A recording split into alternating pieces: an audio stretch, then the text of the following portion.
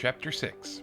Where did the New Testament come from? Bruce Metzger described the process by saying, "In the most basic sense, neither individuals nor councils created the canon.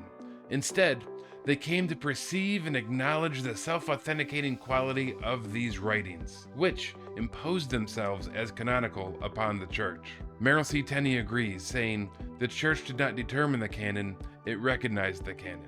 Towards the end of the 4th century, in Carthage and Hippo, the New Testament was canonized.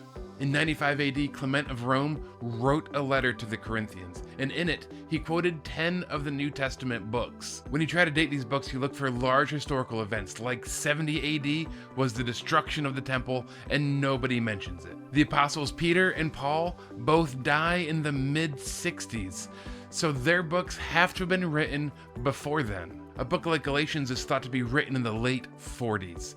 Other books use creeds and quotes from even earlier, possibly the mid-30s.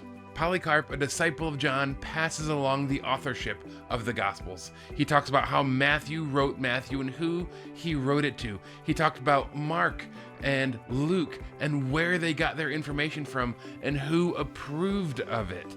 He talks about how John, his discipler, wrote his gospel as well.